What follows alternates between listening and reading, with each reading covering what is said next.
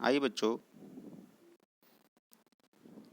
किरण आरेख किस प्रकार से बनते हैं उत्तल लेंस द्वारा, वो हम आपको समझाने जा रहे हैं। तो अच्छे से समझना, मन लगाकर।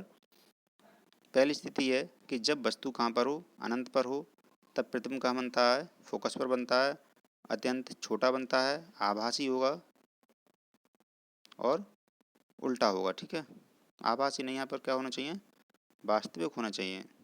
यहाँ पर क्या होगा, वास्तविक होगा, गलत लिख दिया इन्होंने, यहाँ काट देना और काट के देना वास्तविक। ठीक है, ये नोट कर लो, अभी इसे काट कर वास्तविक लिख लो यहाँ पर भी। ठीक है, यहाँ पर भी क्या लिख दो, वास्तविक।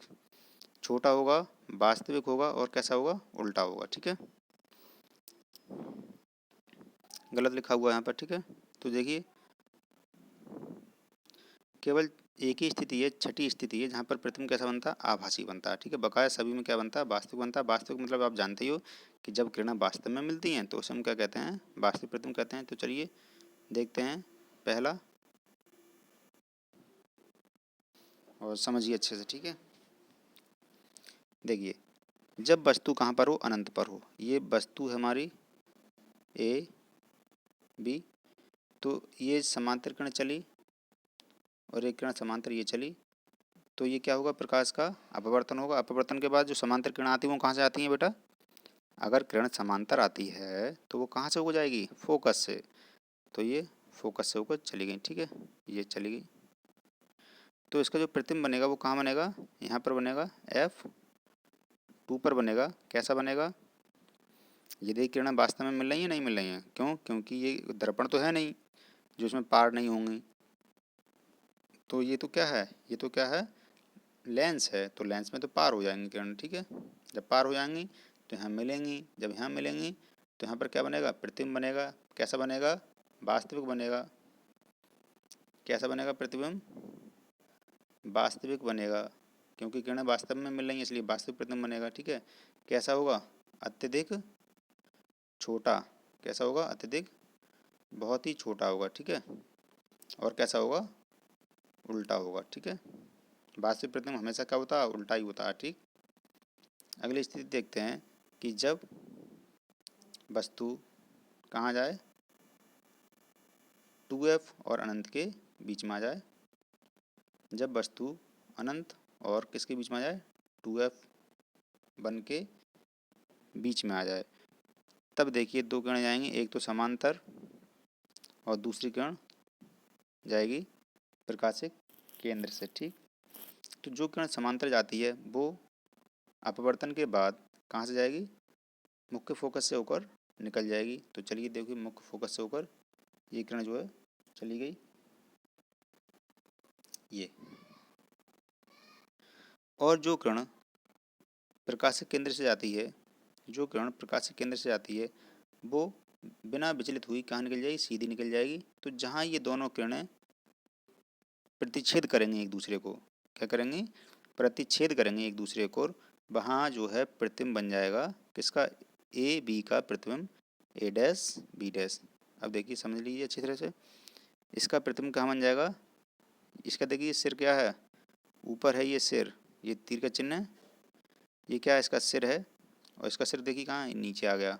कहाँ आ गया, नीचे आ गया इसका सिर। ठीक है, तब क्या हुआ, इसका ये प्रतिबिंब बन गया। इसका ये बी जो है वो पैर है, तो बी डैश क्या होगा, इसके पैर आ गए, ये प्रतिबिंब है। प्रतिबिंब का मतलब आप जानते ही हो, जो हम चेहरा देखते हैं अपना, तो सामने क्या देखते हैं, हम अपना प्रतिबिंब ही देखते हैं।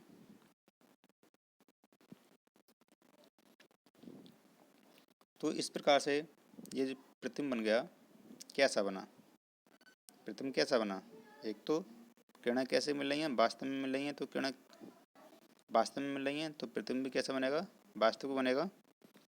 और कैसा बना, पहले से तो बड़ा है लेकिन वस्तु से हमेशा हमेशा नहीं, मतलब इस वक्त क्या है, वस्तु से छोटा ही है। और कैसा है, उल्टा है, प्रथम कैसा है, उल्टा है। ठीक है, ये तीन बातें आपको ध्यान ही रखनी है कि ये तीन चीज़ें आपको लिखनी ही लिखनी है। ठीक है, जब प्रतिबिंब बनता है कि वास्तविक है या आभासी है, छोटा है या बराबर का है या बड़ा है, उल्टा है या सीधा है, ये बातें आपको लिखनी ही लिखनी है। ठीक है, अगली देखिए, अब जो प्रतिबिंब है, सॉरी जो बिंब है या हम कहें वस्तु है, वो कहाँ पर आ गई, 2F पर। कहाँ पर आ गई, 2F1 पर। अब 1 क्यों लिख रहे हैं, 2 क्यों लिख रहे हैं, ये तो आप समझ ही रहे होगे कि इधर F1 F2 सॉरी F1 और इधर F1 2F1, इधर F2 और ये 2F2, ठीक है। क्योंकि फोकस यहाँ पर जो है कई हैं, इस वजह से यहाँ पे ये फोकस, ठीक है, मुख्य फोकस है, ये द्वितीय फोकस है, ये द्वितीय फोकस है, ये मुख्य फोकस है। जो दर्पण में C होता था यहाँ पर क्या है, 2F1 है।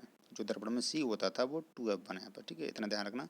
तो चलिए अब वस्तु कहाँ पर है, 2F पर है या हम कहें C पर है। जब C पर होती थी वस्तु तो कैसा बनता था प्रतिबिंब, हाँ बिल्कुल वस्तु के बराबर बनता था, उल्टा बनता था और वास्तविक बनता था, ठीक है।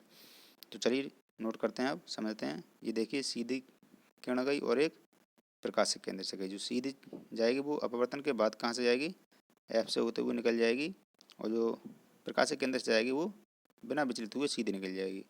जहाँ दोनों किरणें मिल जाएंगी या प्रतिच्छेद करेंगी उसे हम क्या कहेंगे, वहीं पर प्रतिबिंब बन जाएगा A dash B dash, A dash B dash प्रतिबिंब बन जाएगा। कहाँ पर बनेगा, 2F1 पर। वस्तु कहाँ थी, 2F1 पर, और प्रतिबिंब बना 2F2 पर, ठीक है। 2F2 पर प्रतिबिंब बन गया बिल्कुल बराबर के आकार का, जितना बड़ा ये है उतना ही बड़ा ये है।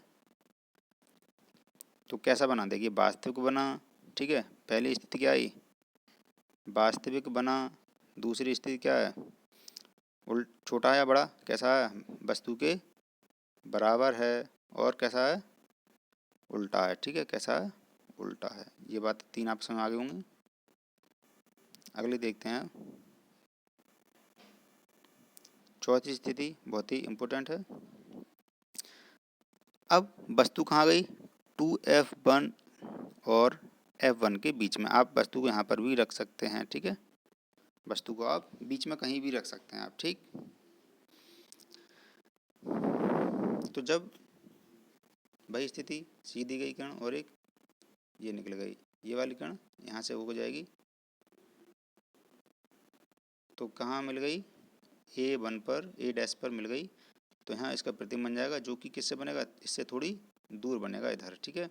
कैसा बनेगा देख लीजिए, कैसा है, बड़ा है नहीं, इससे आपको बड़ा दिखाई दे रहा होगा थोड़ा। तो कैसा बना, वास्तविक, कैसा बना, वास्तविक बना, आभासी है वास्तविक, वास्तविक बना। और उसके बाद कैसा है, बड़ा है वस्तु से, और कैसा है, उल्टा, ठीक है। अब अगली स्थिति देखते हैं।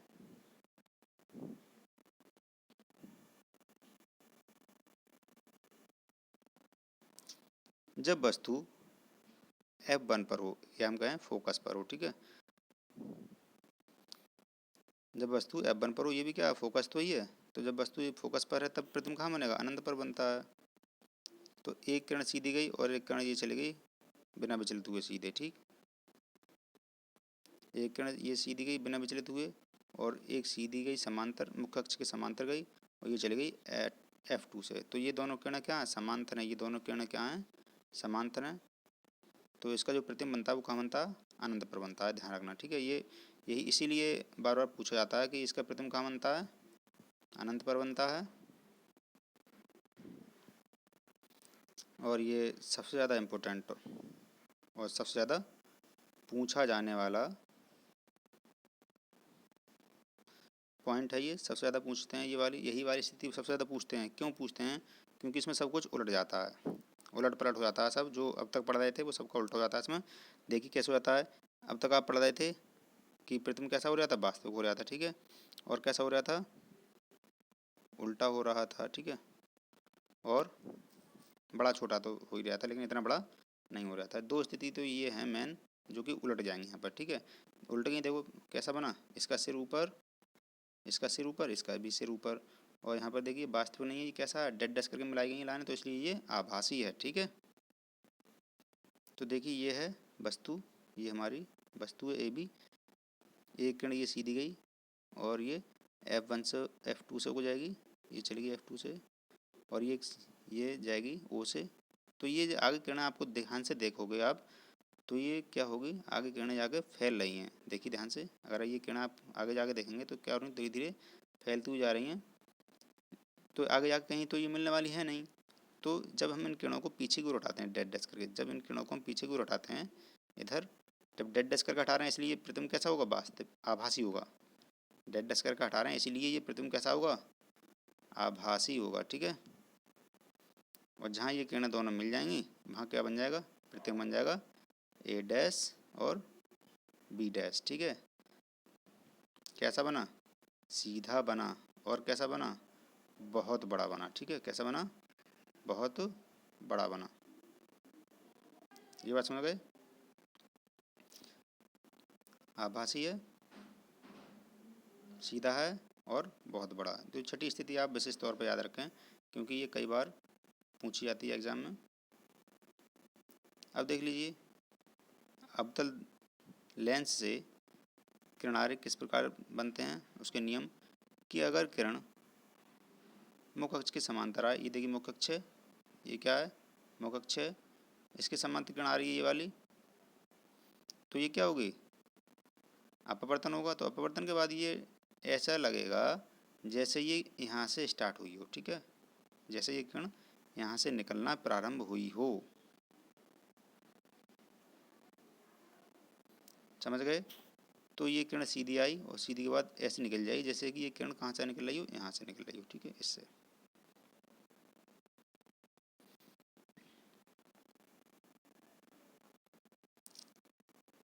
अब अगर किरण ऐसी आ रही हो, ठीक है, मुख्य फोकस से गुजरने वाली प्रकाश की किरण अवतल लेंस से अपवर्तन के बाद मुख्य अक्ष के समांतर हो जाती है। ये देखिए, ये ध्यान से देखिए, ये जो इन्होंने तीर बनाए हैं, ये इधर को तीर बनाए इस तरह से, ये गलत है। इधर को जो तीर बनाए हैं वो क्या है, गलत हैं। इस तरह से इन्हें नहीं करना चाहिए, गलत छप गया है इसमें, इस तरह से बनाना, ठीक है। क्योंकि किरण हमेशा क्या, बाईं ओर से ही आती है, ये हमने नियम बताया था कि किरण हमेशा बाईं ओर से ही आती है। तो इन्हें इस तरह से करना, ठीक है। तो ये मुख्य, ऐसा लग रहा है जैसे मुख्य फोकस की तरफ आ रही है किरण, तो ये मुख्य फोकस की तरफ आ रही है, ये देखिए, ठीक है। तो ये मुख्य फोकस की तरफ आ रही है, तो अपवर्तन के बाद क्या होगी, मुख्य अक्ष के समांतर हो जाएगी, ठीक है। अपवर्तन के बाद मुख्य अक्ष के समांतर हो जाएगी ये किरण। और अगर प्रकाशित केंद्र से आए तब वो सीधी निकल जाएगी बिना विचलित हुए, जो नियम वहाँ था उत्तल लेंस में वही अवतल लेंस में है, ठीक है। अब स्थिति की स्थितियाँ दो हैं। एक तो स्थिति जब वस्तु कहाँ पर हो, अनंत पर हो। जब वस्तु कहाँ पर हो, अनंत पर हो। जब अनंत पर होगी तो देखिए वस्तु अनंत पर है, तो एक किरण ये आई, एक किरण ये आई, ठीक है, दो किरण आ गई। ये ऐसे निकलेंगी जैसे कि फोकस से आ रही हो, ये ऐसे निकलेंगी जैसे कि फोकस से आ रही। जब इन्हें पीछे की ओर उठाया जाएगा, जब इन्हें पीछे की ओर उठाया जाएगा तो ये कहाँ मिलेंगी, जब इन किरणों को पीछे की ओर उठाया जाएगा, dead dash dash dash dash, ये देखिए डेड डैश करके जब पीछे की ओर उठाया जाएगा तब ये कहाँ मिली, F1 पर, ठीक है। कहाँ मिली, F1 पर। तो इसका प्रतिबिंब कहाँ बनेगा, ये जो वस्तु है AB, इसका प्रतिबिंब कहाँ बनेगा, F1 पर बनेगा, ठीक है।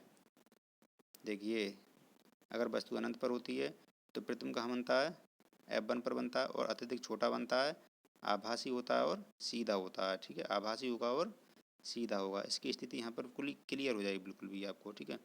अब वस्तु कहाँ गए, पास में आ गई वस्तु, ठीक है, लेंस के पास में वस्तु आ गई। एक किरण सीधी और एक किरण ओ से निकल गई सीधी। तो ये जो किरण है ऊपर वाली, ये अपवर्तन हो जाएगी और अपवर्तन के बाद क्या होगी, फैल जाएगी, ऐसे फैलेगी जैसे ये F1 से आ रही हो, ठीक है। जब इसे हम पीछे को हटाएंगे तो ये कहाँ मिली, देखिए यहाँ मिल गई, कहाँ मिली, यहाँ मिली। जब ये दोनों किरणें एक दूसरे को काट रही हैं कहाँ पर, ए डैश पर, कहाँ काट रही हैं, ए डैश पर काट रही हैं, तो ए डैश पर प्रतिबिंब बन जाएगा ए डैश बी डैश। ये प्रतिबिंब आपको दिखाई दे रहा होगा छोटा सा, कैसा है, ये वस्तु इतनी बड़ी है, कैसा है, एक तो बहुत ही छोटा है, कैसा है, छोटा है, और कैसा है, वास्तविक आभासी है। बताइए वास्तविक है या आभासी है? बताइए वास्तविक है या आभासी? ये कैसा है? आभासी है, वास्तविक नहीं है। और कैसा है? सीधा है। सीधा है, दिखाई दे रहा है आपको? नहीं, इसकी भी सिर ऊपर, इसका भी सिर ऊपर, ठीक है। तो आपको क्वेश्चन आ गया होगा। उसके बाद सूत्र हैं, थोड़े से नोट कर लीजिए। गोलीय दर्पणों से संबंधित चिन्ह प्रपाटी वही है जो यहाँ पर भी थी। लेंसों के लिए हम गोलीय दर्पणों जैसी ही चिन्ह प्रपाटी अपनाते हैं, किंतु लेंसों में सभी माप प्रकाशिक केंद्र से लिए जाते हैं। सारे माप कहाँ से लिए जाएंगे? यहाँ से लिए जाएंगे, ठीक है, ओ से। और दर्पण में कहाँ से लिए जाते थे? ध्रुव पी से। तो लेंस सूत्र क्या है? दर्पण सूत्र क्या था? 1/b plus 1/b plus 1/u बराबर 1/f। ये क्या था? दर्पण सूत्र था, ठीक है। 1/b प्लस, यहाँ क्या था? प्लस था, लेकिन अब यहाँ पर क्या हो गया? माइनस हो गया। तो ये क्या हो गया? लेंस सूत्र हो गया। ये हो गया लेंस सूत्र, 1/b माइनस 1/u। u क्या चीज़ है, v क्या चीज़ है, ये आप अच्छी तरह से जानते हैं कि v क्या है? प्रतिबिंब तक की दूरी। u क्या है? वस्तु तक की दूरी। और f क्या है? लेंस की फोकस दूरी। आवर्धन क्या होता है? आवर्धन देख लीजिए, जो वहाँ पढ़ाया था वही है कि प्रतिबिंब की ऊंचाई तथा वस्तु की ऊंचाई के अनुपात को आवर्धन कहते हैं। HI/HO या H' कह सकते हैं, B/U। और ये आपका फॉर्मूला बन जाता है HI/HO। I मतलब इमेज, प्रतिबिंब की ऊंचाई, और ये O मतलब ऑब्जेक्ट की ऊंचाई, ठीक है। O मतलब ऑब्जेक्ट की ऊंचाई, वस्तु की ऊंचाई। आगे एक टॉपिक इसमें इम्पोर्टेंट है, लेंस की क्षमता। क्षमता मतलब पावर ऑफ लेंस, ठीक है, कि किस लेंस में ज़्यादा पावर है और किस लेंस में कम पावर है। दरअसल ये क्या है कि अगर हम इसे ही मान लेते हैं, ठीक है, दो लेंस ले रहे हैं हम, ये किरणें कैसी आई? समांतर आई, ठीक है। ये देख, इसमें भी किरणें कैसी आई? ये समांतर किरणें आई।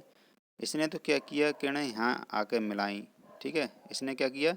यहाँ से इतनी दूरी पर मिलाई। लेकिन इसने क्या किया? दूसरे लेंस ने, पहला लेंस दूसरे लेंस ने क्या की? अब जो किरणें आई वो यहीं मिला दी पास में। देखिए, इसने इतनी दूरी पे जाके मिलाई किरणें और इसने यहीं पास में मिला दी। देखिए, ठीक है। तब किस में ज़्यादा शक्ति है? जिसमें ज़्यादा शक्ति है उसने जल्दी मोड़ दी किरणों को, और जिसमें कम शक्ति थी वो दूर जाके मिला पाया। तो हम कह सकते हैं कि इसकी शक्ति क्या है? लेंस, दूसरे वाले लेंस की शक्ति ज़्यादा है, इसकी क्षमता ज़्यादा है, ठीक है। चलिए समझ लीजिए कि किसी लेंस द्वारा प्रकाश किरण को अभिसारित या अपसरण, अभिसरण मतलब बता चुके हैं, मोड़ने की क्षमता, और अपसरण मतलब फैलने की क्षमता की मात्रा को उसकी क्षमता के रूप में व्यक्त किया जाता है।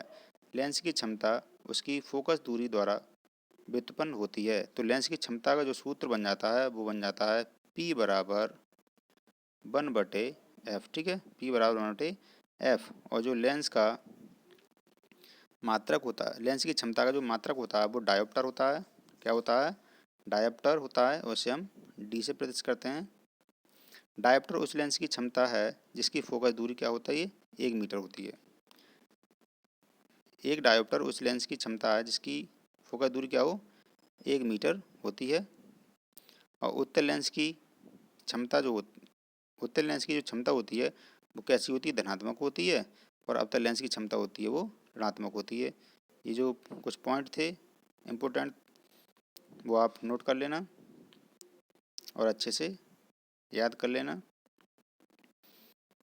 ताकि आपको बोर्ड परीक्षाओं में कोई भी दिक्कत ना हो। चलिए, ये टॉपिक और साथ ही साथ ये चैप्टर भी पूरा समाप्त हो गया, प्रकाश का परावर्तन तथा अपवर्तन, ठीक है।